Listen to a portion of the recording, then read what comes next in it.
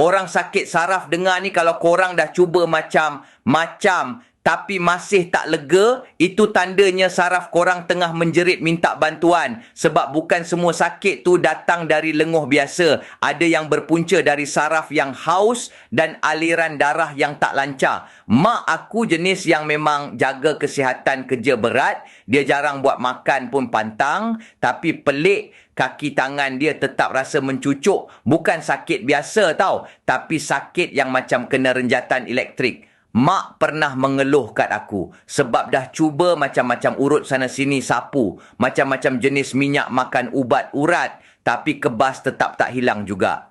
Sampai satu hari, aku teman mak jumpa doktor pakar.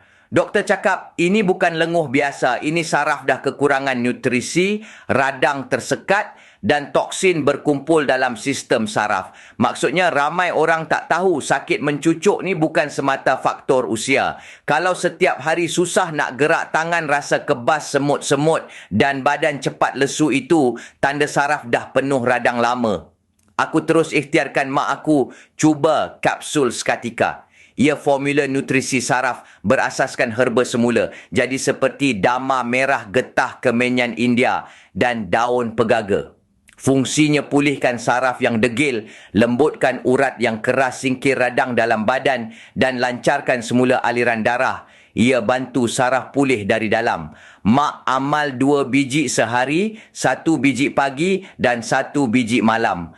Aku siap pesan beli terus 2 botol untuk baiki habis-habisan dari minggu pertama. Hari ketiga, mak dah rasa badan makin ringan. Hari kelima, pergerakan makin lawas, tak rasa kaku lagi nak bangun tidur.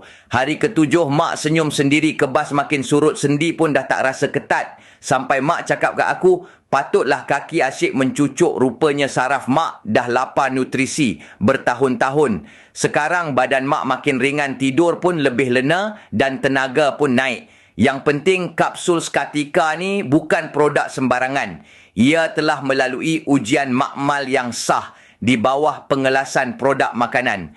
Selamat sebab guna bahan semula jadi. Kalau korang tengah hadap sakit saraf dan kebas, jangan tunggu sampai makin melarat. Baiki dari dalam, baru sakit senang hilang. Try kapsul Skatika. Konsisten 2 biji sehari je. Untuk hasil cepat, aku syorkan ambil 2 botol. Saraf sihat, badan pun lega. Skatika ni memang efisien bekalkan nutrisi pada urat. Klik link di bawah sekarang dan settlekan masalah dari akar saraf korang.